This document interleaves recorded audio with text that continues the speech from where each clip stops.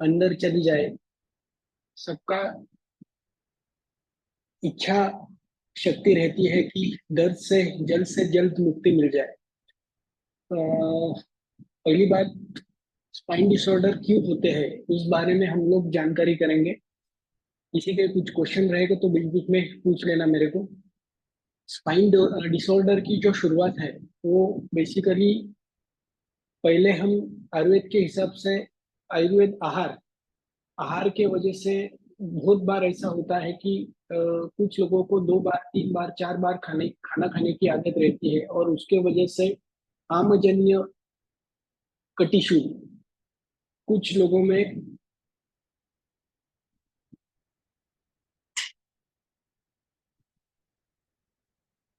धातु शैजन्यवाद हमेशा कष्ट करते हैं, बहुत बार ज्यादा से ज्यादा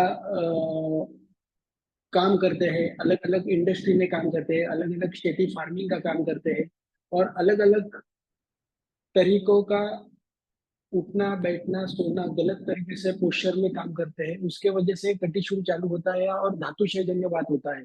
आप देखना चाहोगे तो पेशेंट को हम लोग पूछते हैं कि अ, आपको पैर दबाने के बाद और कमर दबाने के बाद अच्छा लगता है तो वो धातु क्षय हो गया, और कमर दबाने के बाद दर्द चालू होता है तो वो आमजन्य हो गया। उसके साथ तीसरा प्रकार जो है वो मेंटली फिट न रहना, हमेशा स्ट्रेस में रहना, हमेशा बार बार दिमाग में अलग अलग चीजों का टेंशन रहना, हमेशा दिमाग में अलग अलग, मन प्रसन्न न रहना, और उसमें आप जो काम कर रहे हैं मन प्रसन्न न रहने के वजह से बहुत बार स्ट्रेस के अंडर काम करना, स्ट्रेस के अंडर रहना, हमेशा उसके वजह से मन्याशूल कटिशूल के पेशेंट बहुत बार दिखाई देते हैं। उसी प्रकार से और हम लोग आगे जाके थोड़ा सा और सुपर स्पेशलाइज नॉलेज के तरफ जाएंगे तो अर्गन इम्बैलेंस होना, लीवर किडनी स्प्लीन पैंक्रियास, बहुत बार लीवर और right kidney is related to cervical spine और lumbar spine on the right side.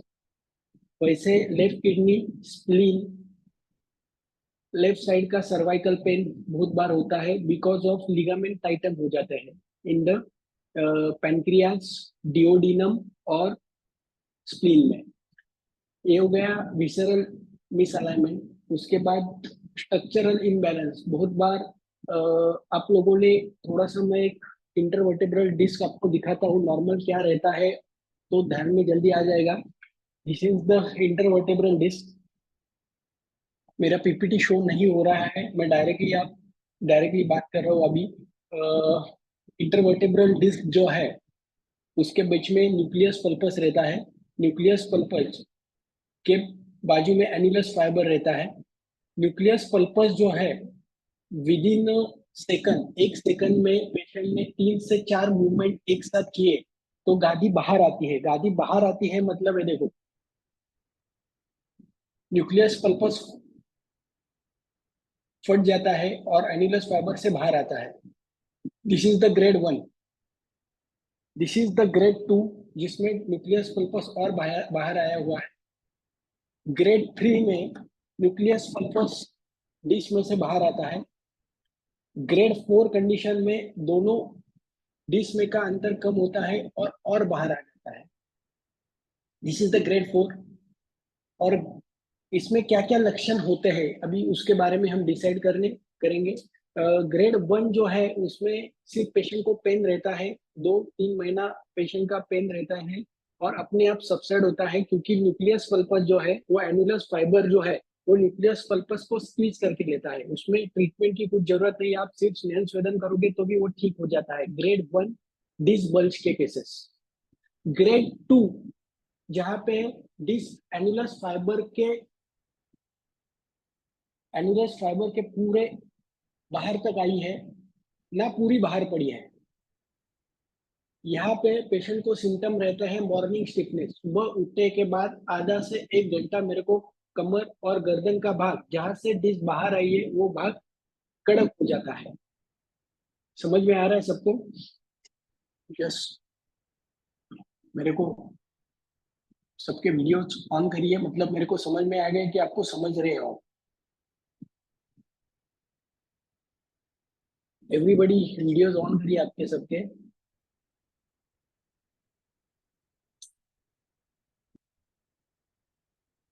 नहीं तो मेरे को लगेगा मैं अकेला बात कर रहा हूँ और आप सब सो गए। सेकंड ग्रेड में एनुलस फाइबर जो है वो बाहर आता है अप टू, एनुलस फाइबर से डिस न्यूक्लियस पल्पस बाहर आता है। और उस कंडीशन में पेशेंट को स्पाजम रहता है। सुबह उठने के बाद आधा से 1 घंटा पेशेंट कमर कटी ग्रह ये सिम्टम लेके 1 घंटा, 1.5 घंटा, 2 घंटा के बाद मेरे को, कुछ पेशेंट को 10 मिनट के बाद अच्छा लगता है, कुछ पेशेंट को आधा घंटे के बाद अच्छा लगता है, बिकॉज ऑफ डिस्क कहाँ से बाहर आई है। मतलब सेंटेरो पोस्टेरियरली, सेंटेरो मेडियरी और सेंटेरो लैटरली। सेंटेरो लैटरली आई है, पेशेंट को 1.5 से 2 घंटा लगता है स्पाजम कम होने के लिए। सेंटेरो मेडियली आई है तो आधा घंटा में पेशेंट को अच्छा लगता है मूवमेंट करने के बाद। ग्रेड 3 में पेशेंट को टिंगलिंग सेंसेशन रहता है, डिस्क एनुलस फाइबर से बाहर पड़ के पूरी बाहर आती है, नवरुट को पिंच होता है। आपको दिखाई दे रहा है सबको? नवरुट को पिंच होते हैं, नवरुट पिंच होने के वजह से वहां पे टिंगलिंग रहती है। उसके बाद और डिस्क बाहर आ गई तो उस पेशेंट में आपको नमनेस मिलेगा, बाधिर्य। एक ध्यान में रखना, जिसको शूल है, एक्यूट कंडीशन है, पेशेंट सिर्फ स्नेहल स्वेदन करके ठीक होता है या कुछ थोड़े फॉर एक्सरसाइज करके। ग्रेड 2 में आपको ट्रीटमेंट स्टार्ट होती है आपकी, ग्रेड 2, ग्रेड 3, ग्रेड 4। ग्रेड 4 में सिर्फ नमनेस रहता है, बधिरता रहती है, ना शूल रहता है, ना चिमचिमाइन रहता है। एक ध्यान में रखना। और जब आप ट्रीटमेंट चालू करते हो तो पेशेंट बोलेगा डॉक्टर साहब आपकी ट्रीटमेंट चालू की और मेरे को टिंगलिंग चालू हो गया। This is the normal symptoms, एक ध्यान में रखना। मैं जो बता रहा हूँ वो ध्यान में रखना। बहुत बार नहीं तो आपको लगेगा कि यार पेशेंट ऐसे क्या बोल रहा है, अपनी ट्रीटमेंट सही चल रही है और गलत चल रही है। उसके बाद पेशेंट को फुट ड्रॉप होता है ग्रेड 5 में। ग्रेड 5 जो है उसमें पेशेंट को फुट ड्रॉप दिखाई देता है। पेशेंट का सब, जो भी पेशेंट है उसमें आपको फुट ड्रॉप दिखाई देगा। और ग्रेड 6 में यूरिन कंट्रोल चला जाता है और पेशाब और मोशन का कंट्रोल जो है, स्टूल का कंट्रोल चला जाता है। समझ में आ रहा है? तो हम यूरिन कंट्रोल से पहले वाले केसेस में बहुत अच्छे रिजल्ट्स हमको मिलते हैं। यूरिन कंट्रोल दो तरीके का होता है, एक एक्सीडेंटल ट्रॉमा हो गया है बड़ा और उसमें फ्रैक्चर्स वगैरह है और उसके साथ पेशेंट आ रहा है, और विदाउट फ्रैक्चर्स के केसेस है। तो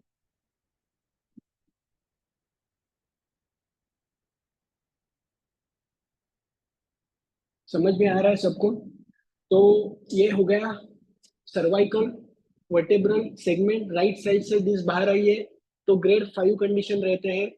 थोरेसिक से बाहर आई है, 5 कंडीशन रहते हैं। लंबर में 5 कंडीशन। कॉक्सिजिनियल पेन, कॉकिक्स जब पेशेंट का शिफ्ट होता है, कॉकिक्स में पेशेंट को इंटरवर्टेब्रल डिस्क रहती नहीं है। सर्वाइकल में स्पाइना बाइफिडा, दो तरह के स्पाइनस प्रोसेस रहते हैं सर्वाइकल स्पाइन में। एक इधर देखिए, cervical in the, there is two spinous processes,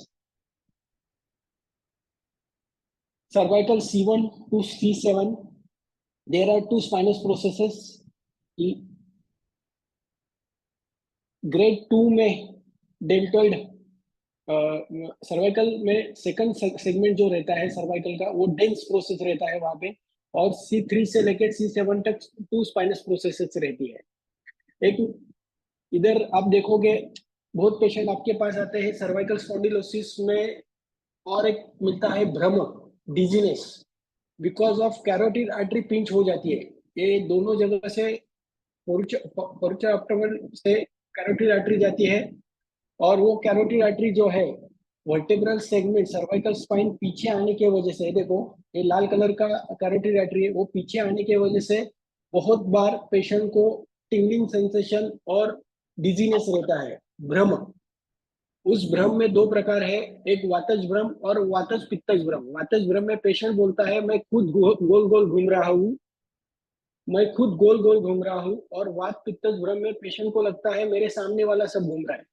differential diagnosis ध्यान में रखना आयुर्वेद के हिसाब से। वातज भ्रम, वातज पित्तज भ्रम। वातज भ्रम में आप दशमूल शीर्पक दोगे, वात पित्तज भ्रम में आप सुचक्कर रस दोगे। सर्वाइकल स्पाइन, थोरेसिक स्पाइन में सेम ग्रेडेशन मिलते हैं। लंबर स्पाइन में L1 से L5 तक आपको सेम पैटर्न मिलता है। उसके बाद कॉकिक्स, कॉकिक्स में आपको बहुत बार कॉकिक्स जब शिफ्ट होता है पेशेंट का, कॉकिक्स जो है वो आगे की तरफ जाता है, कुछ पेशेंट का पीछे की तरफ जाता है, टुवर्ड्स द राइट साइड जाता है, टुवर्ड्स द लेफ्ट साइड जाता है। मिस अलाइनमेंट बोल रहा हूँ। मिस अलाइनमेंट, आगे की तरफ जाना, पीछे की तरफ जाना, राइट साइड, लेफ्ट साइड। उसके वजह से बहुत पेशेंट को हिल पेन रहता है, कुर्च शीर शूल, ये सिम्टम्स दिखाई देता है बिकॉज ऑफ कॉक्सिजिनियल सबलेक्सेशन। और बहुत पेशेंट में हाफ ब्रेन, हाफ शीरशूल रहता है बिकॉज ऑफ कॉक्सिजिनियल मिसअलाइनमेंट। ठीक है, ये वर्टेब्रल सेगमेंट में कौन कौन सी बीमारी होती है ये सिर्फ ग्रॉसली हम लोगों ने देखा है। हम एक एक चीजें अभी सब देखेंगे। तो साइटिका, स्लिप डिस्क और स्टीनोसिस, तीन चीजें लेकर पेशेंट हमारे पास आता है। L4 में पेन रहेगा पेशेंट में, L3 में पेन रहेगा ड्यू टू L3 नवरूट। पेशेंट में थाइज में पेन रहता है, thighs part, first one third part of the thighs, anterior part of the thighs में पेन रहता है। L4 में पिंडरियों में, गैस्ट्रोनिमियस मसल में पेन रहता है towards the lateral side, towards the medial side. L5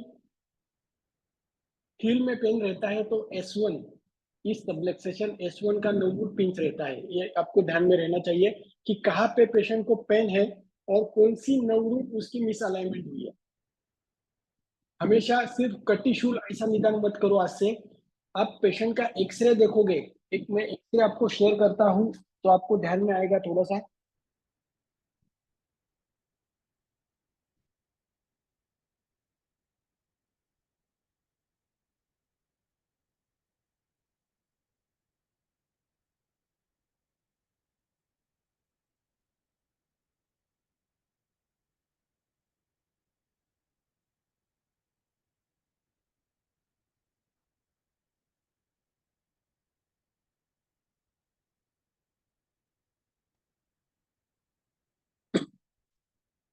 ये देखो एक्सरे देखिए आप, कभी भी एक्सरे पेशेंट का देखोगे, आवाज आ रही है सबको ठीक से?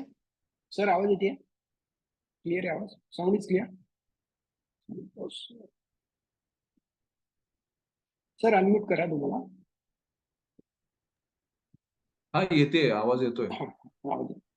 ये देखो, आप हमेशा कोई भी एक्सरे देखोगे तो एक सैंपल के लिए मैंने अभी जो मेरे मोबाइल में थे वो ऑब्चुरेटर फोरामेन का डायमीटर हमेशा देखना है। राइट इलियम, लेफ्ट इलियम और स्पाइनस प्रोसेसेस देखेंगे। दूसरा एक्सरे लेता हूं मैं। This is the bamboo spine. आप सैक्रोइलियक जॉइंट देखिए, ऑब्चुरेटर फोरामेन देखिए।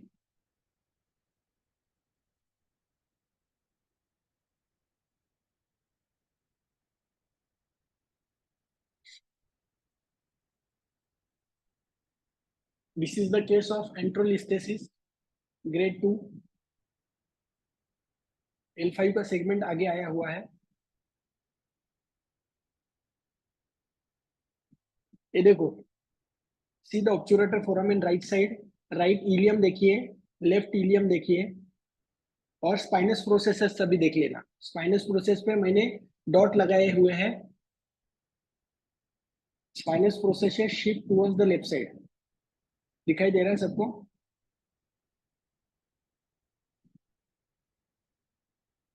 सी अनदर एक्सरे।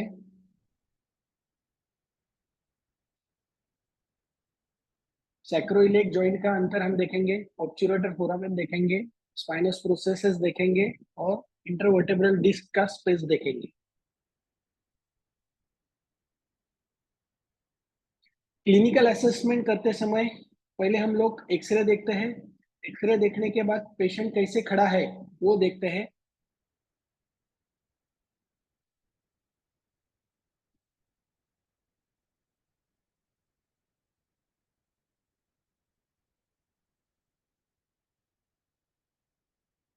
पेशेंट कैसे खड़ा है, पेशेंट खड़ा रहते समय चारों जगह से पेशेंट कैसे खड़ा है, 6 फुट से हम लोग देखते हैं।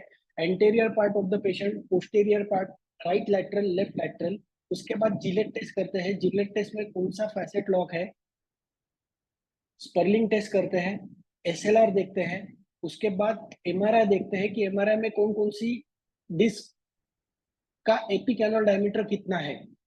और उसके बाद एक डायग्नोसिस करते हैं आयुर्वेदिक के हिसाब से कि ग्रहणी, अर्श, अतिसार, ज्वर, धातुशयजन्य, अवरोधजन्य क्या है। और उस हिसाब से फिर विसरल जनरल लिसनिंग करते हैं। जनरल लिसनिंग में सर के ऊपर हाथ रखते हैं, सी द ऑर्गन, कौन से ऑर्गन इम्बैलेंस है, कौन से ऑर्गन बैलेंस में है, वो देखते हैं।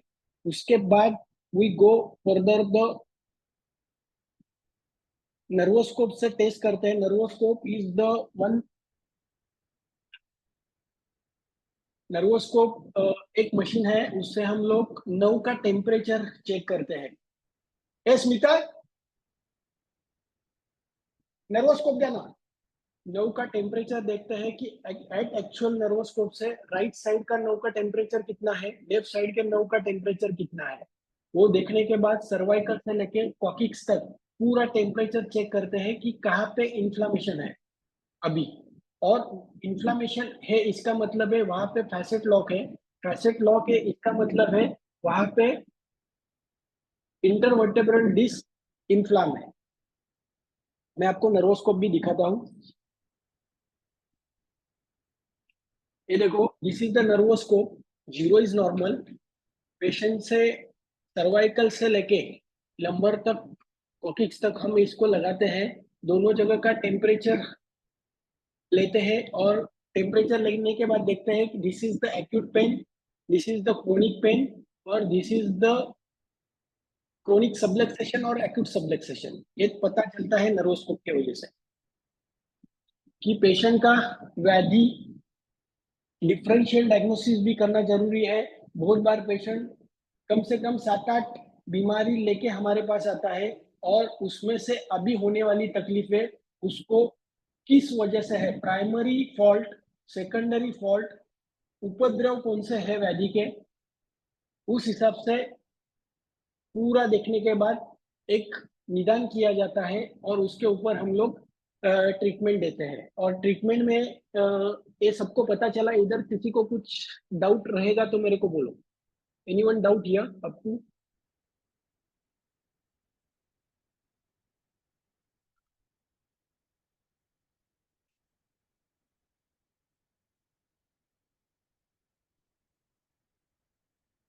किसी को डाउट रहेगा तो मेरे को पूछ लेना, तो मैं आगे जाता हूँ।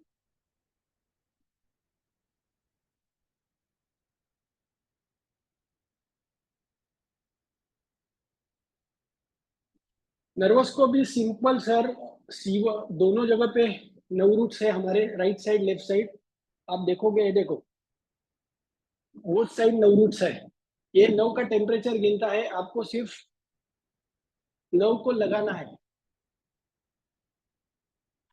एक वीडियो मेरे पास रहेगा, मैं आपको दिखाता हूँ, एक मिनट। अभी शो।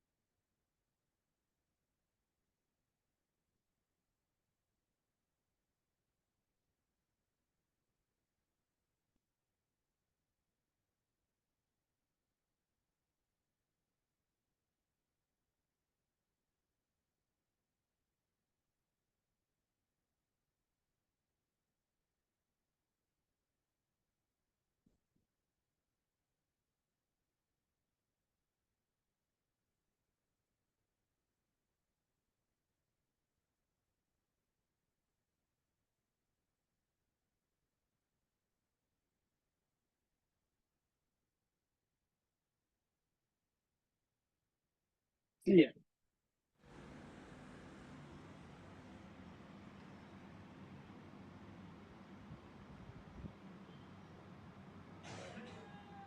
ये लेफ्ट साइड काटा जा रहा है, देखिए।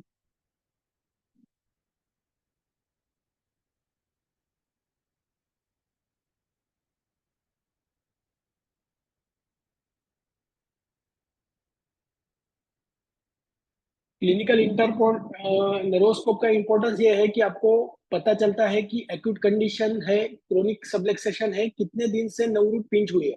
एक ध्यान में रखना, कभी भी डिस्क बाहर आती है तो एक ही ट्रॉमा में डिस्क बाहर आती है, ऐसा नहीं है कि डिजेनरेटिव होके होके डिस्क बाहर आती है। डिस्क जो बाहर आती है, न्यूक्लियस पल्पस बाहर आता है, वो एक ही वाई पहले मैकेनिक समझ लो। न्यूक्लियस पल्पस का, न्यूक्लियस पल्पस जो बाहर आता है वो with in 1 second three movement एक साथ होने के वजह से डिस्क बाहर आती है। This is the nucleus pulposus. Nucleus pulposus come away because of in 1 second if patient move three movement at a time, anteriorly bend forward right side and come out left side at that time within a second, तीन movement एक साथ patient कर रहा है तो ही गादी बाहर आती है, स्लिप डिस्क होता है। अदरवाइज स्लिप डिस्क होगा नहीं किसी को। Mechanics of disc herniation, 1 second में पेशेंट 3 बार मूवमेंट करता है तो ही डिस्क बाहर आता है, अदरवाइज पेशेंट का बाहर डिस्क आता नहीं, ध्यान में रखना। ऐसा नहीं होता है कि डिजेनरेटिव धीरे धीरे धीरे डिस्क बाहर आ जाएगा। ठीक है। यहाँ तक हम लोगों ने देखा कि डिस्क का मैकेनिक्स क्या है, gradation of the cervical, thoracic और लंबर पेन में क्या रहता है। ग्रेडेशन 5 तक पेशेंट रहते हैं, तो उस हिसाब से ट्रीटमेंट पार्ट अभी हम लोग डिसाइड करेंगे। ट्रीटमेंट पार्ट में हम लोग यहाँ पे पहली बात है कि सब लोग आयुर्वेदिक प्रैक्टिस जो करते हैं हम लोग, उसमें दवाइयाँ जो है वो बेसिकली 3-4 चीजें हम यहाँ पे देखते हैं। पेशेंट को कटिशूल और कटिग्रह,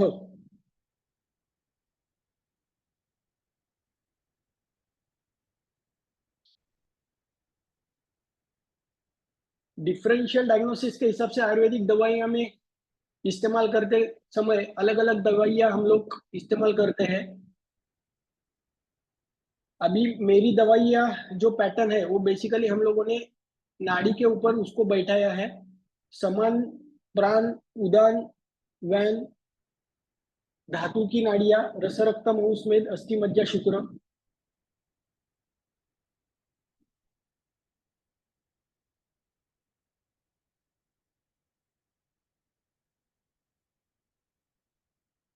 दवाइयाँ थोड़ी बताता हूँ, उसके बाद में पंचकर्म का पाठ हम लोग क्या कर सकते हैं वो उसके बारे में हम बात करेंगे।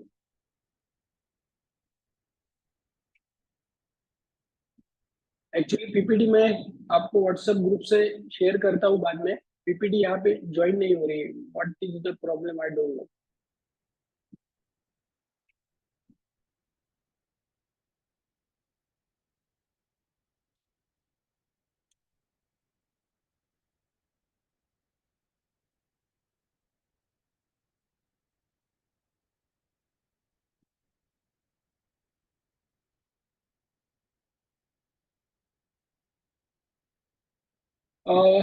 ये देखो, एक हमेशा ध्यान में रखना, आपको कुछ पहले पेशेंट से बात करके समझ के लेना है कि पेशेंट क्या बात कर रहा है।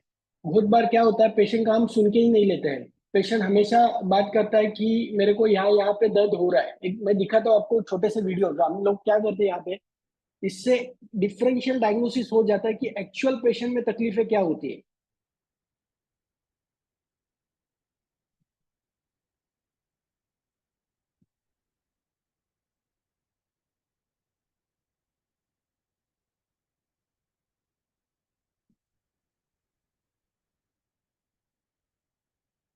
सी है, हाथ देखो पेशेंट का।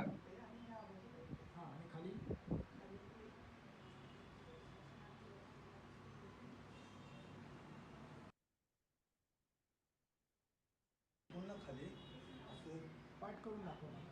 हां ह्या साईडचं जे आता आहे जिथून जिथून ह्या वरून असं खाली बघा, उद्यापासून खालीपर्यंत जाते. ही दोन्ही साईडने जाते. इकडून कमी आहे, याचं राईट साईडने ज़्यादा आहे. बरेचं सेक्शन थाय पोटी असं पेशेंट बहुत टिपिकल बताता है. दाखवा कसं दुखतं, हे पाठ माझ्याकडे करून दाखवा. हे दुखतंय, हे थाय, हे पोटरी असं मसल्स दुखतात. त्यांना हा पाय जड पडतो आणि दुखतो माझा. आणि आता ही बारीक बारीक इकडे पण दुखायला लागली ह्या साईड. पण जास्त त्रास हा आहे मला 1.5 वर्षापासून. हा पूर्ण पाय बधीर होतो आणि दुखतो, जड पडतो. पूर्ण हे दुखतो, पाय पण दुखतो, पूर्ण टाच असं आल पडते टाच. ओके, अजून सी हियर, पांचों फिंगर से दबा रही है वो. ये देखो, वापस दिखाइए. ये पोर्शन ये देखो. और ये portion. Okay, this is the धातु शेजल. एक पॉइंट दिखाया दइए, एक ही पॉइंट को जब पेशेंट दिखाता है तो वो समझ लेना मला कसं दुखतं दाखवा. कि वो अवरोध जन्य है. ये देखो, ये दबा के दिखाई रही है, इसका मतलब समझ लेना वो धातु शेजन्य है. कुठून कुठेपर्यंत दुखतं ते, कुठून कुठे होतं, आता काय होतं. पहिला इथपर्यंत होत होतं. हां, आता हा इथं दुखते. ओके. पहिल्यापेक्षा किती कमी झालंय. 35. तुम्हाला काय काय होतं सांगा. पेन काय काय का हां सर मान पूर्ण दुखते. हां ही मुवमेंट आता मागच्या वेळेसपासून थोडीशी मुवमेंट व्हायला लागली, हां पण दुखणं नाही बंद झालं. मुवमेंट वाढली माझी. ओके, अजून तुमचे योगा करत असताना हा हात आपला जॉईंट होतो, ओके पण हा हात नाही होत. ओके. हा शोल्डर आणि हा पार्ट जास्त दुखतो. हां इथे अजून थोडं खाली हां त्या स्पॉटला कुठल्या स्पॉटला, एक्झॅक्ट स्पॉट. हे डाव्या पायात ट्रेडमिलवर खूप चाललो होतो मी. हां परत दाखवा, मला नाही समजलं. ऐसे पेशेंट आप जब बात करेंगे पेशेंट से तो ध्यान में आता है कि एक्चुअल पेशेंट को तकलीफ कहाँ पे है. हमेशा ध्यान में रखना, हर एक पेशेंट आपको पूरी चीज बताता है लेकिन हम लोग सुनते ही नहीं है. बहुत बार हम लोग पेशेंट हमको जानकारी बहुत कुछ देता रहता है, लेकिन हमारा क्या रहता है, हम एक दिमाग में स्टिकर लगा देते हैं, यहाँ पे हम लोग नायोग्रा इस्तेमाल करेंगे, यहाँ पे केशर गुगु इस्तेमाल करेंगे. वैसा मत करो कभी भी. You always listen carefully and see the patient always for 4 direction. Patient कैसे चलता है वो देख लेना. हमेशा पेशेंट को आंख बंद करके चलने को बोलना, आंख खोल के चलने को बोलना. हमेशा पेशेंट कैसे खड़ा है, एक और 2-3-4 फोटोग्राफ दिखाता हूं तो आपको ध्यान में आएगा कि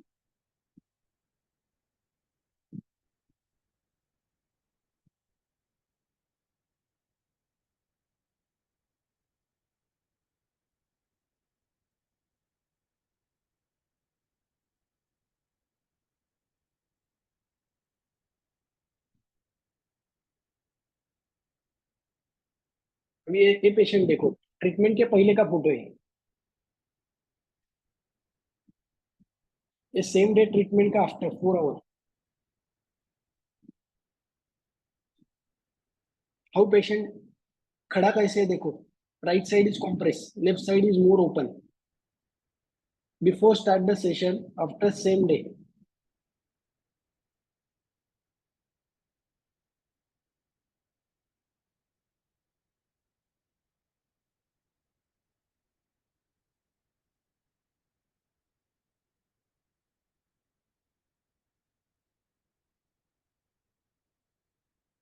हमेशा पेशेंट को चारों जगह से आप देखना स्टार्ट करो कि पेशेंट क्या बात कर रहा है, वो सुनना है. बहुत एक्यूरेटली सुनना है कि पेशेंट क्या बात कर रहा है और क्या दिखाई दे रहा है. कि पेशेंट हमेशा हमको है ना बताता है, क्लियरली डायग्नोस वही करके देता है, लेकिन हम लोग सुनते ही नहीं है. हम लोग हमारे दिमाग में पहले से मेडिसिन का स्टार्ट करते हैं कि क्या मेडिसिन देने हैं, या कुछ मेडिसिन से इसको ये पेशेंट में अच्छा लगा इसलिए वही मेडिसिन हम वापस प्रिस्क्राइब करना स्टार्ट करते हैं. बहुत बार ये गलतियां हम लोग करते हैं. एक ध्यान में रखना, हमेशा पहला पेशेंट का सुन लो, आपका एक्यूरेसी इन डायग्नोसिस लेके आ जाइए और फिर उसके बाद ट्रीटमेंट दे दो. पेशेंट फेल नहीं होता है. आज तक हम लोगों ने more than 10,000 case study disc herniation के हो गए, उसमें से 3,000 लोगों के MRI मेरे पास है बिफोर आफ्टर की पूरा डिस अंदर चले गए. तो एक ध्यान में रखना, ये हो गया इधर तक हमारा डायग्नोसिस का पार्ट। उसके बाद अभी ट्रीटमेंट पार्ट पे हम आते हैं। पहले आयुर्वेदिक दवाइयाँ कैसे हम प्रिस्क्राइब करते हैं या क्या देते हैं उसके बारे में मैं बोलता हूँ। वंशगत वात डायग्नोसिस किया है तो वहां पे सिम्टम्स दिखाई देते हैं, सर्वांग शूल, अंग गौरवता, शूल, दौर्बल्य, अंग ग्रह। उसमें सिर्फ प्लेन योगराज गूगल हम लोग इस्तेमाल कर रहे हैं। यहाँ पे मांसावृत्त व्रात है, कठिनता है, वैवर्ण्य पीड़िका है, शोथ है, अंगहर्ष है, सर्वांग चिमचिमायन है। यहाँ पे हम लोग कांचनार गूगल इस्तेमाल करते हैं। स्नायुगत वात और वात कंटक जैसे लक्षण है पेशेंट में, कॉन्केवसिटी आई है, स्पाइन में कॉन्केवसिटी आई है, स्पाइन टेढ़ा हुआ है, पक्षाघात जैसे सिम्टम्स है, वहां पे हम लोग एकांगवीर रस, महायुगराज गुगुल, रासना सप्तक काढ़ा, ये सब पीपीटी में मैंने लिखा है। वो पीपीटी आपको थोड़ी देर के बाद मैं सेंड करता हूँ ग्रुप में।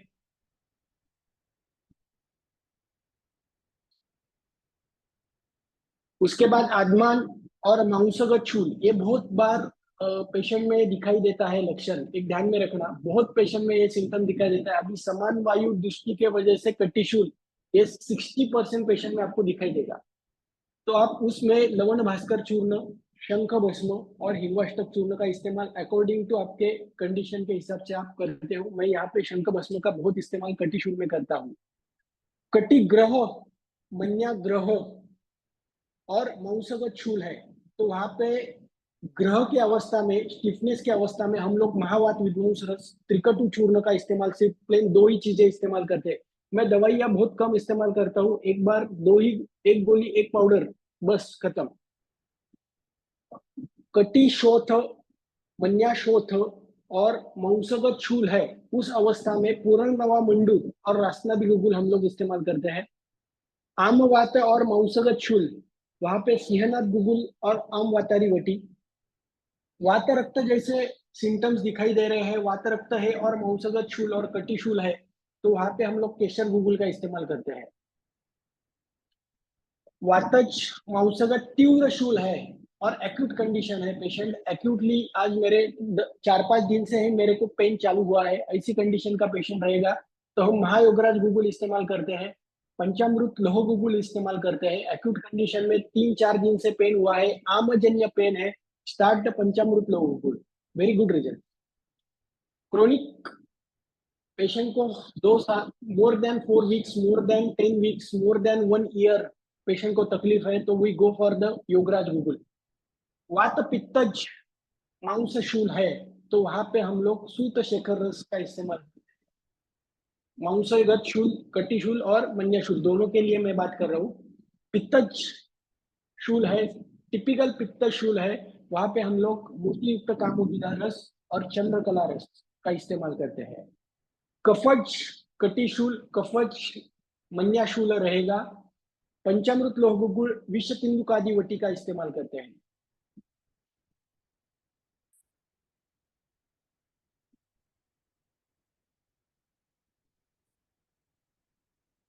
आपके जो क्वेश्चन चैट में है उसका भी आंसर मैं दूंगा। रक्तज मांसगत शूल है, टिपिकल रक्तज मांसगत शूल है, उसमें हम रक्त पित्त की जैसी चिकित्सा अमृता गुगुल और लोह गुगुल का इस्तेमाल करते हैं। अगंतुज मांसशूल है, भग्न है, वहां पे हम लोग आपा गुगुल, लाक्षादी गुगुल और गंध तेल का इस्तेमाल करते हैं। धातुशयजन्यवात है, वहां पे गृहण चिकित्सा, बृहत्वात चिंतामणि रस, दशमूल शिरपाक, अश्वगंधा, कवच भी, बला, नारायणी, अश्वगंधा का शिरपाक, इसका बहुत अच्छा फायदा मिलता है। एक ध्यान में रखना, दशमूल ये बहुत बड़ा कल्प है, हमेशा आप अलग अलग उसका शिरपाक, उसका काढ़ा, उसका लस्य, उसकी धारा, उसका बस्ती, बहुत तरीके से हम लोग उसका इस्तेमाल कर सकते हैं according to condition of the patient. कटिगत वात है और मांसगत शूल है, वहां पे हम त्रयोदशांग गुगुल, रसराज रस, स्वर्ण भूपति रस। विष जन्य अवस्था है, पेशेंट ने बहुत स्टीरॉयड ड्रग लिए है, एपिड्यूरल ब्लॉक लिए है और कुछ अलग अलग इंजेक्शन स्टीरॉयड के लिए है और उसके वजह से विष और मांसगत शूल रहेगा तो सुवर्ण राजवंगेश्वर रस का इस्तेमाल करते हैं।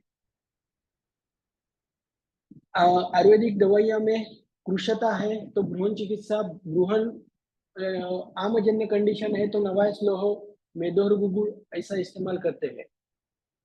इन्फ्लामेटरी कंडीशन है वहां पे अमृता गुगुल का इस्तेमाल करते हैं। उसके बाद पीपीटी मैं आपको ग्रुप पे शो भेजता हूँ। पीपीटी अभी ज्वाइन नहीं हो रही है इसलिए नहीं दिखा रहा हूँ। उसके साथ में ए चिकित्सा जो है पेट में की भ्रूण चिकित्सा, धातु शैजन्य चिकित्सा और अकॉर्डिंग टू कंडीशन मैंने अभी जो जो आपको कंडीशन बोले हैं उस हिसाब से हम लोग आयुर्वेदिक दवाइयाँ देते हैं। उसके साथ अभी मैनुअल थेरेपी हम लोग क्या करते हैं उसके बारे में अब बताता हूँ। पहली ट्रीटमेंट जो है मर्म चिकित्सा, मर्म पीड़न, मर्म बंध, दोनों चीजें यहाँ पे हम लोग करते हैं। वर्म और मर्म कुछ शरीर में अलग अलग प्लेक्सस है। जहाँ पे सैक्रल प्लेक्सस है वहां पे मर्म स्थान आया हुआ है। जहाँ पे लंबर प्लेक्सस है वहां पे ब्रेकियल प्लेक्सस, सर्वाइकल प्लेक्सस। जहां जहां पे 6 से 7 9 एक साथ आई है उसके साथ आर्टरी और वेन आई है वहां पे मर्म स्थान है। वहां वहां पे पीड़न करना, वहां पे ग्लाइड देना, वहां पे खींचना, बांध के रखना, अलग अलग चीजें मर्म चिकित्सा के दौर पे हम लोग करते हैं।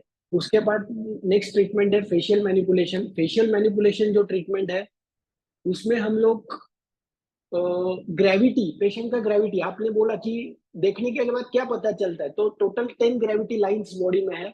पहला लाइन जो है ब्रेथ लाइन, पेशेंट कैसे सांस लेता है और कैसे सांस छोड़ता है। पेशेंट कैसे सांस लेता है कैसे सांस छोड़ता है वो चारों जगह से देखना है। पेशेंट का anterior part of the body, patient का posterior part of the body, patient का राइट लैटरल, पेशेंट का left lateral part of the body से हम लोग देखेंगे पेशेंट कैसे सांस ले रहा है कैसे सांस छोड़ रहा है। उसके बाद पेशेंट कैसे वॉक कर रहा है, पेशेंट आंख बंद करके कैसे वॉक कर रहा है। पेशेंट आंख बंद करने के बाद देखोगे पेशेंट पूरा जहां पे उसका ग्रेविटी पुल होता है वहां पे ही जाता है। आप ये लेक्चर होने के बाद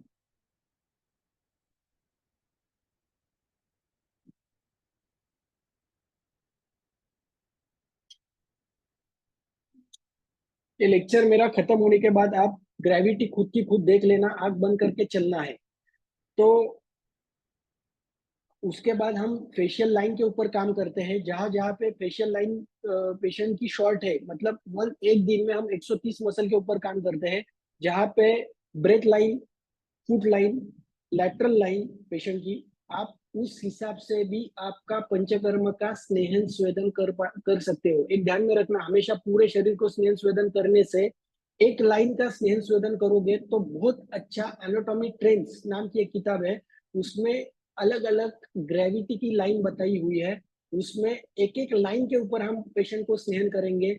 एक एक लाइन के ऊपर मतलब क्या है, आज कोर मतलब इंटरमीडिएट लाइन के जितने भी मसल है उधर ही हम सिर्फ स्नेहन करेंगे। Anterior part of the body को ही सिर्फ स्नेहन करोगे, posterior part of the chain of the body को ही स्नेहन करेंगे, सिर्फ फुट चेन ओपन करेंगे। ऐसे सोच के भी हम पंचकर्म करवाते हैं और उसके रिजल्ट बहुत अच्छे आते हैं। उसके बाद जो है एनाटॉमी ट्रेंड्स, बुक का नाम है एनाटॉमी ट्रेंड्स। ये बुक मेरे पास है, आपको चाहिए तो मैं आपको सर को मैं भेजता हूँ, चौहान सर को, आप वो किताब ले लेना। नहीं तो जितने भी लोग हैं व्हाट्सएप का एक लिंक ये ग्रुप में भेज दो, एक ग्रुप बना दो, उस ग्रुप में मैं सब आपको भेजता हूँ Chauhan sir.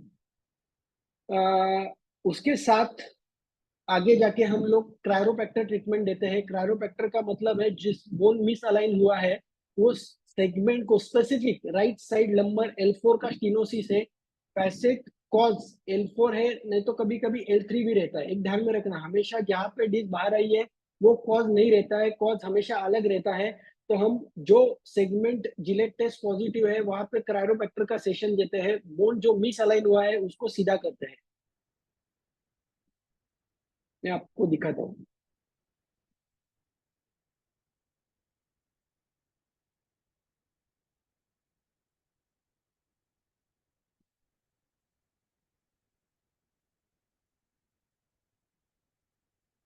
This is the chiropractor treatment. सोड गोळा जेवण केलंस का तू? सोड गोळा जेवण केलंस का तू?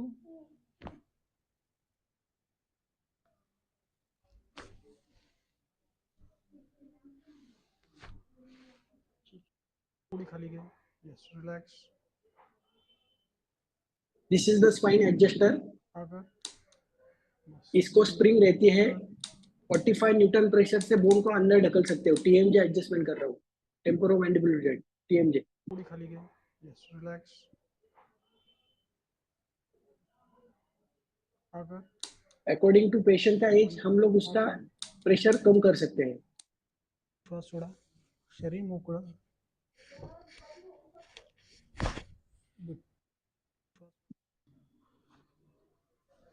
रिलॅक्स. श्वास घ्या. Soda.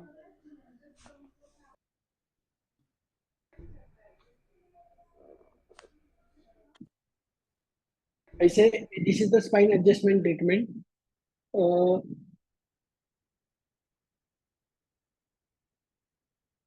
This is the spine adjustment. उसके बाद हम लोग आयंगार योगा पेशेंट में देते हैं. उसमें अलग अलग सर्वाइकल के लिए आसन करवा के लेते हैं. सोमवार, बुधवार, शुक्रवार ऑनलाइन जूम पे योगा रहता है. जिन डॉक्टर लोगों को जूम पे ज्वाइन करना है मेरे को बोल दो, मैं उनकी लिंक आपको ग्रुप पे भेजता हूँ. आपको जिनको ज्वाइन करना है तो ज्वाइन करिए. योगा से भी बहुत पेशेंट अच्छी तरह से रिकवर हम लोग कर सकते हैं. उसके बाद नेक्स्ट ट्रीटमेंट है इस्टम, instrumented assisted soft tissue manipulation. इस्टम के प्रोब रहते हैं, उससे हम लोग अलग अलग मसल के नोड्स जो है जहाँ पे फाइब्रोसिस हुआ है.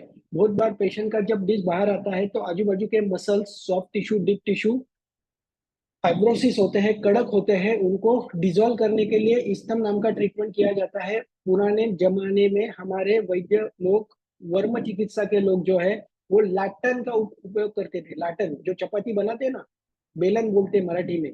वो लाटने से मसल का फाइब्रोसिस निकालते थे. और बहुत कुछ जो पुरानी वैद्य की परंपरा में उसका इस्तेमाल अभी भी बहुत लोग कर रहे हैं. उसके साथ next treatment is visceral manipulation और न्यूरल मैनिपुलेशन. विसरल मैनिपुलेशन पे हम लोग पेशेंट के सर के ऊपर हाथ रखते हैं और चेक करते हैं कौन सा ऑर्गन मिसअलाइन हुआ है, उस हिसाब से ट्रीटमेंट देते हैं. देन वी वर्क ऑन, पेट के ऊपर हाथ रखते हैं पुबिस सिम्फाइसिस की तरफ और देखते हैं कौन सा which ligament is tighten in the stomach, in the kidney, in the liver, in the duodenum, in the pancreas. Which organ is misalign, which organ की मोटिलिटी नहीं हो रही है. ये सब it is a very very precise knowledge. ऐसा नहीं है कि तुक्का मार रहे हैं. दिस इज नॉट अ तुक्का method. This is a very precise method of visceral manipulation. आप पेशेंट का एग्जैक्ट देख सकते हो कि विच ऑर्गन इज नॉट अलाइन. हमारे जमाने में, पुराने जमाने में हम लीवर दर्शन परीक्षा करते थे. हम लोग अभी वो सीखे नहीं है. लेकिन जब मैंने विसरल मैनिपुलेशन कोर्स किया, every organ I palpate, every organ का मेरे को मोटिलिटी पता है, एवरी ऑर्गन का मोबिलिटी पता है. We can work on that. Visceral organ आप देखोगे सीकम टाइटन हुआ है तो बहुत बार सीकम टाइटन होने की वजह से राइट साइड का पेन होता है पेशेंट में. स्टीनोसिस होता है due to caecum. And caecum आप देखोगे पक्वाशय कटी शक्ति स्त्रोताश्री स्पर्शनेन्द्रियम स्थानम वातस्य तत्रापि पक्वाधानम विशेषता. पक्वाशय first part of the intestine. Caecum patient का ठीक नहीं रहेगा तो बहुत बार राइट साइड स्टीनोसिस मिलता है पेशेंट में. मेजेंट्रिक रूट्स, मेजेंट्रिक रूट्स पता है, मेजेंट्रिक रूट के वजह से 99% केस में पेन रहता है. आप मेजेंट्रिक रूट को फ्री करोगे पेशेंट का पेन चला जाएगा. How you mesenteric root? Mesenteric root स्नेहन करो अच्छी तरह से पेशेंट के in the visceral part below the umbilicus. Mesenteric root को अपन ओपन करोगे तो पूरा पेशेंट का पेन फर्स्ट डे चला जाता है. ठीक है. उसके बाद हम लोग विसरल मैनिपुलेशन के बाद न्यूरल मैनिपुलेशन. स्पाइनल कॉर्ड जो है बहुत बार कुछ पेशेंट में शॉर्टन हो जाती है बिकॉज ऑफ ट्रॉमा या बड़ी हो जाती है. स्पाइनल कॉर्ड बता रहा हूँ, ड्यूरा मैटर, तो उसका मैनिपुलेट भी हम लोग करते हैं. स्पेसिफिक सैक्रल फ्लेक्सस में साइटिक नर्व का मैनिपुलेशन फीमोरल नर्व का मैनिपुलेशन, उसके बाद ब्रैकियल फ्लेक्सस का मैनिपुलेशन, सर्वाइकल फ्लेक्सस का मैनिपुलेशन हम लोग कर पाते हैं। उसका जहां जहां पे फाइब्रोसिस हुआ है, जहां पे ब्रैकियल फ्लेक्सस काम नहीं कर रहे हैं, उसको पाल्पेट करते हैं, उसका मोटिलिटी चेक करते हैं, मोबिलिटी चेक करते हैं। According to that we work on that manipulation. समझ में आ रहा है? इट इज अ वेरी, ये बहुत बड़ा, आज आपको अलग अलग चीजें हैं, बहुत अलग अलग तरीके से हम प्रैक्टिस में लाएंगे तो 100% हमको रिजल्ट मिलते हैं। कैसे रिजल्ट आते हैं मैं आपको दिखाता हूँ, थोड़ा सा एक ध्यान में आएगा।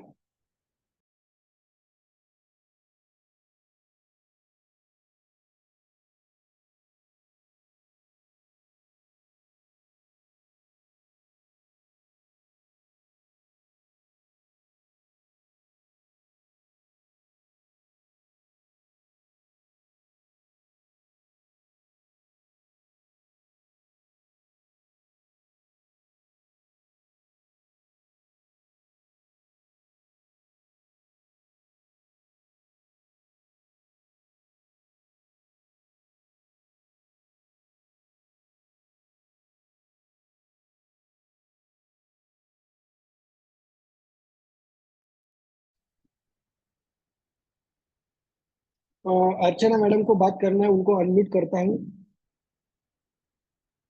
बोलिए मैडम, अनम्यूट करो आपको।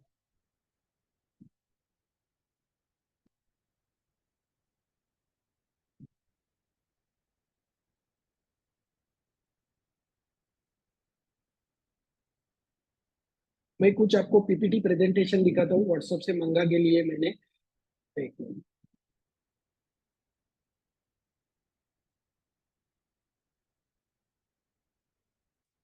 सी हियर, इंडिकेशन हमारे जो है disc bulge, disc herniation, disc protrusion, रीढ़ की हड्डी। कॉन्ट्रा इंडिकेशन ध्यान में रखो। कॉन्ट्रा इंडिकेशन, आप जो भी काम कर रहे हो, एंट्रोलिस्थेसिस ग्रेड 2, ग्रेड 3, ग्रेड 4 मत लीजिए पेशेंट, कुछ फायदा होता नहीं है। बिकॉज ऑफ फैसेट टूट गया है, फैसेट ब्रेक हुआ है और बर्निंग फूड रहेगा, तो उस पेशेंट में काम लो मत। आप कितना भी स्नेह स्वेदन करो, बस्ती दे दो, पेशेंट ठीक होता नहीं है, वो असाध्य केस है। Anterolisthesis grade 3, grade 4, above 70 years, below 3 years के पेशेंट में नहीं लेता हूँ, साइकोसोमेटिक नहीं लेता हूँ। अभी मैं आपको बताया मर्म चिकित्सा, वर्म चिकित्सा, क्रायोप्रैक्टर, ऑस्टियोपैथ। क्रायोप्रैक्टर में अलग अलग प्राइमर, थॉमसन, वॉन्स्टेड, कैंटल वूल मेथड। क्रेनियोसैक्रल थेरेपी में मैंने अभी बोला कि न्यूरल मैनिपुलेशन हम करते हैं, सेरेब्रोस्पाइनल फ्लूइड का मैनिपुलेशन करते हैं, visceral manipulation, facial manipulation, structural integration. NKT ये मसल टेस्टिंग है, जिनको कोई किसी को कोर्स करना है तो बहुत अच्छा कोर्स है, मसल टेस्टिंग का कोर्स है सिर्फ, एनकेटी।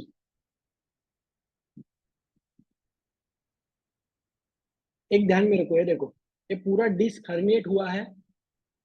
आफ्टर 7th मंथ हम लोग महीने में एक ही बार पेशेंट को बुलाते हैं, 7 सेशन ट्रीटमेंट देते हैं। महीने में एक बार 3.5-4 घंटे का ट्रीटमेंट चलता है। इंटीग्रेटेड अप्रोच, 20 से 22 प्रकार के ट्रीटमेंट एक ही दिन में देते हैं। According to condition of patient 12 से 15 ट्रीटमेंट जाते हैं दिन में। बिफोर, ये देखो व्हाइट ड्यूरा मैटर नहीं दिखाई दे रहा है, व्हाइट मैटर दिखाई दे रहा है। See the structure after first day. See here, 3 बार लैमिनेक्टोमी करके आई थी। After first month, after 5th month,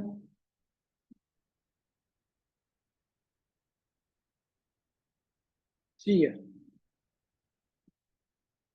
एक ध्यान में रखना, lateral shift is always due to disc herniation. Lateral shift, ये जो टेढ़ा हुआ है, वो always due to disc herniation. Same day, after 4 hour, ये दो थी, सेम डे का फर्क है पेशेंट में।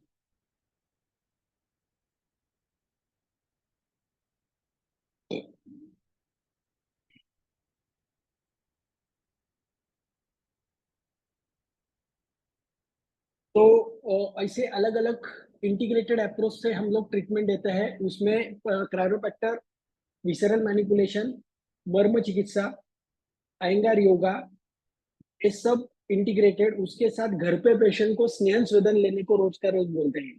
पेशेंट को स्नेहन स्वेदन जो है वो रोज उनके घर में वही उन्होंने लेना है। स्टीमर लगा के नाड़ी स्वेद करने को बोलते हैं। जिस पेशेंट में धातु जन्य रहता है उसमें हम लोग बस्ती सजेस्ट करते हैं। 50 to 60 ml Basti weekly once लेने को बोलते हैं अप टू 7 मंथ। ठीक है, ये ट्रीटमेंट का पार्ट हो गया। आपके कुछ क्वेश्चन रहेंगे तो बोलना मेरे को। सर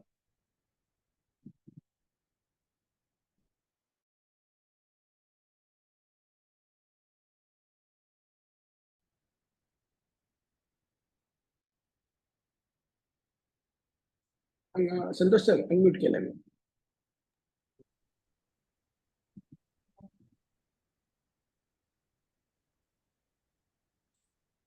ऐसा इंटीग्रेटेड ट्रीटमेंट का अप्रोच है।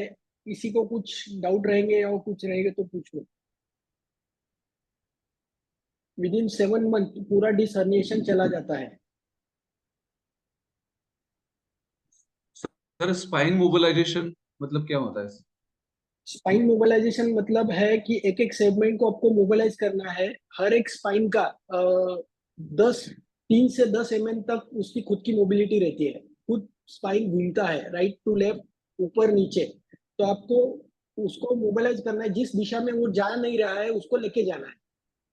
मतलब दोनों पैर खींच के ऐसा नहीं ऐसा नहीं कुछ? नहीं नहीं नहीं नहीं नहीं नहीं ये spine mobilization is a single segment sir. L4 का मोबिलाइजेशन आप अलग से कर सकते हो, L5 का अलग से कर सकते हो। According to each segment of the vertebral segment का मोबिलाइजेशन किया जाता है। स्ट्रक्चरल इंटीग्रेशन मतलब अपने स्थान। स्ट्रक्चरल इंटीग्रेशन ये पूरा 10 ग्रेविटी सीरीज है। ईडा रॉफ नाम की एक लड़की थी, उसने यूएस में नोबेल प्राइज मिला था उसको ऑन द ग्रेविटी। फेशिया, उनका कहना था कि फेशिया के वजह से मिस अलाइनमेंट होती है सब। तो फेशिया को अलाइनमेंट लाने के लिए स्ट्रक्चरल इंटीग्रेशन नाम की सीरीज है। पूरे 10 लेवल्स अलग अलग ग्रेविटी के ऊपर हम लोग काम करते हैं। 130 मसल के ऊपर काम किया जाता है एक दिन में, और अलग अलग लेवल में अलग अलग पेशेंट को 10 लेवल का पूरा चीज है स्ट्रक्चरल इंटीग्रेशन। और Rolf method, doctor Rolf method. Doctor Rolf is founder of structural integration. Okay okay okay. और विसरल मैनिपुलेशन जो बताया आपने, मतलब उसमें कोई हाथ से कुछ हिला सकते हैं ऑर्गन अपने? Yes yes, we can palpate that. और हम अपने को डायग्नोज भी करना है उसमें कि एक्चुअल में कौन सा ऑर्गन मिसअलाइन है, और उसको वापस आपको रीअलाइन करना है उस ऑर्गन को। अच्छा, आपने जो बंध चिकित्सा जो है, जैसे कि यस, आप टेपिंग टेपिंग बंद चिकित्सा में हम सर्वाइकल टेपिंग और लंबर टेपिंग करते हैं। उसमें आफ्टर मैनिपुलेशन जो बोन मिसअलाइन हुआ था उसको वापस ल्यूकोप्लास्ट से टेप लगाते हैं। डायनाप्लास्ट पूरा डायनाप्लास्ट डायनाप्लास्ट व्हाइट कलर का ल्यूकोप्लास्ट लगाते हैं 5 सेंटीमीटर का। अभी सामान्य तौर पर धरास्थानिक और बजरंगी लिप यूज किया जाता है। यस यस यस सर, जो उसका भी बहुत अच्छा रिजल्ट है। अकॉर्डिंग टू आमजन्य रहेगा तो आप लेप चिकित्सा करो, धातुशय जन्य रहेगा तो आप पिचू का इस्तेमाल करिए। नैपकिन में तेल भिगो के मुरवेन्ना तेल, पिंडर तेल और कंडीशन ऑफ द पेशेंट, वैद्यों ने डिसाइड करके वो तेल का पिचू आप रोज करने को बोलते हो पेशेंट को, तो डिजेनरेटिव चेंजेस और धातुशय जन्य जैसी बीमारियों में जल्दी रिजल्ट मिले।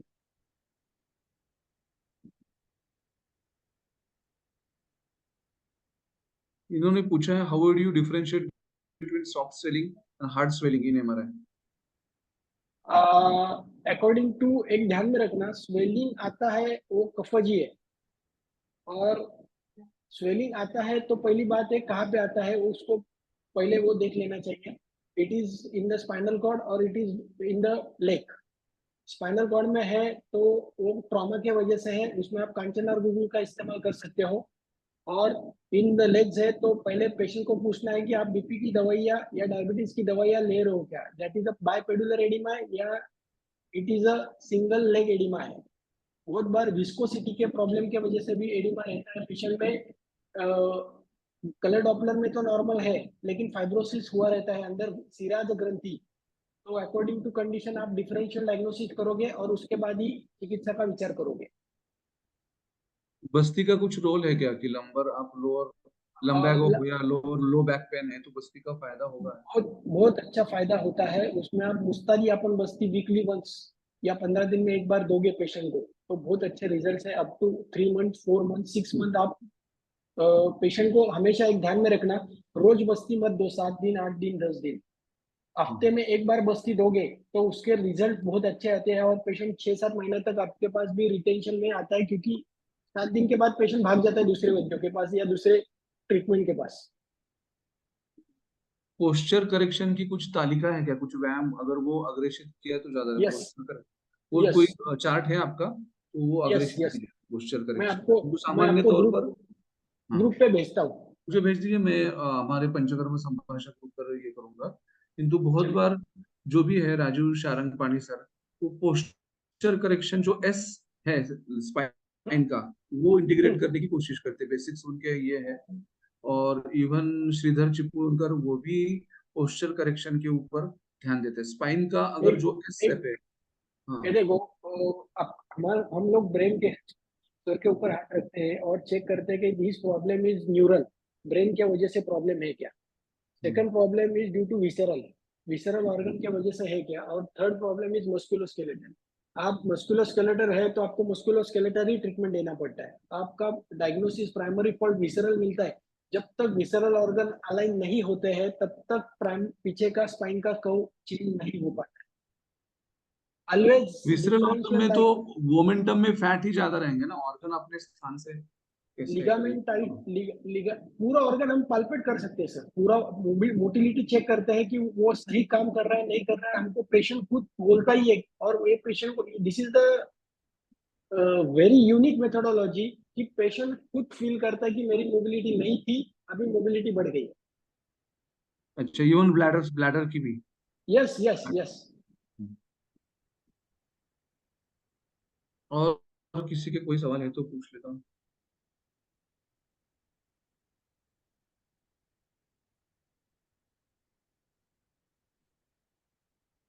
सॉफ्ट सीलिंग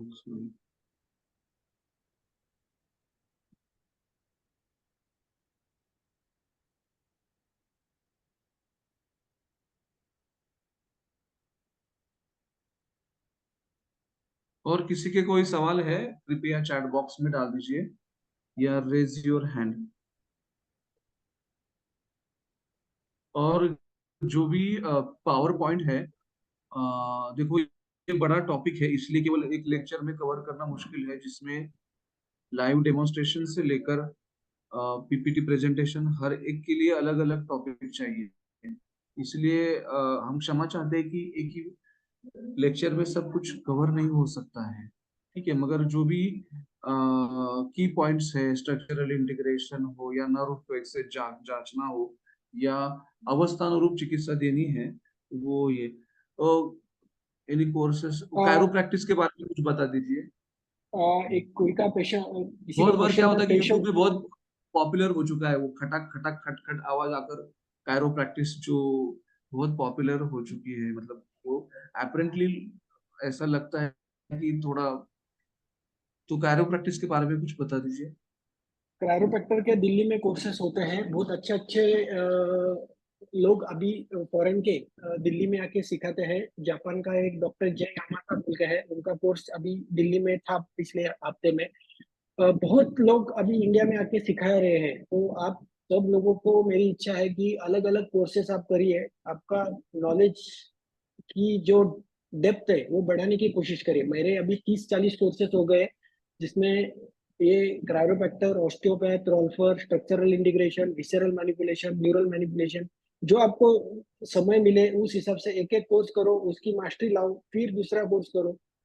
इसको टाइम देना चाहिए। मैं 2006 से ये सब कर रहा हूँ, अभी 2023 में भी मेरे अलग अलग कुछ कुछ कोर्सेस अभी भी चालू है। एक एक कोर्स करो, उसकी मास्टरी लाओ। सर वो फ्लिकरिंग होता है वो बहुत बार फेशियल नर्व स्टिमुलेशन के कारण, ट्राइजेमिनल न्यूरल जैसा जैसा, तो ऐसे फ्लिकरिंग जो होता है आंखों में ड्रूपिंग जैसा हो जाता है, उसमें क्या चिकित्सा है? एक्चुअली सर क्या है, देखो रूट कॉज जब तक पता नहीं चलता है, एक ध्यान में रखना हमेशा डिफरेंशियल फेशियल नर्व डायग्नोसिस पर बहुत फेशियल है। नर्व इन्फ्लेमेशन है facial root nerve cause. Is due to visceral, due to brain cerebral flux का मोबिलिटी नहीं है तो भी होता है।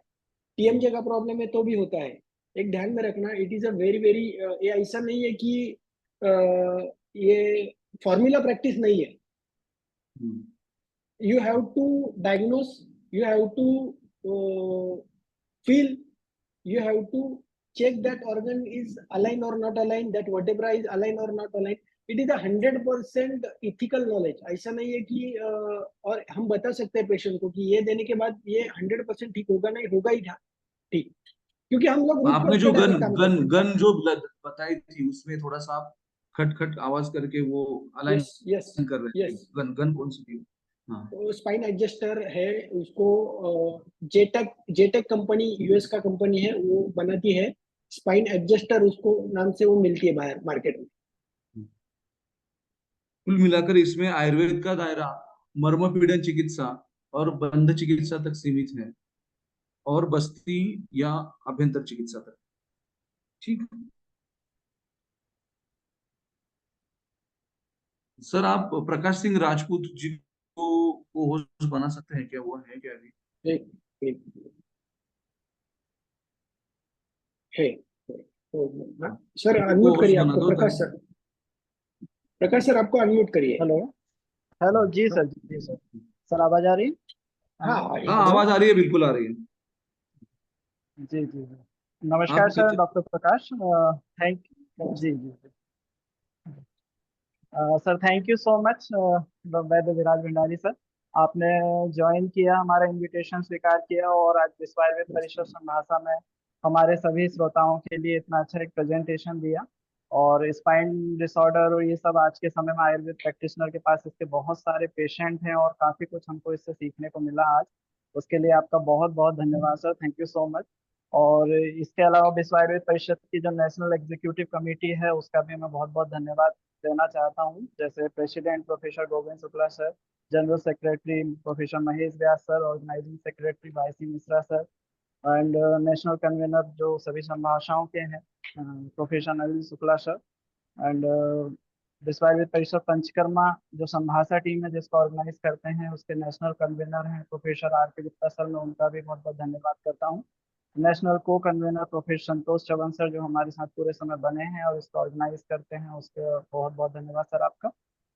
को कोऑर्डिनेटर डॉक्टर चेतन गुल्हाने सर, को कोऑर्डिनेटर रशिन सर, एंड सभी जोनल कोऑर्डिनेटर्स जो इसमें पार्टिसिपेट करते हैं और इस संभाषा परिषद को एक सक्सेसफुल इवेंट बनाते हैं, उन सभी का मैं बहुत बहुत धन्यवाद देता हूँ। और सभी श्रोताओं का जो इसमें एक्टिव पार्टिसिपेशन किए, और वैद्य विराज भंडारी सर का फिर से एक बार ये आपने हमारी सभी जितनी भी शंकाएं थी उनको भी दूर किया और एक बहुत अच्छा लेक्चर हमारे लिए यहाँ पे दिया, उसके बहुत बहुत धन्यवाद सर।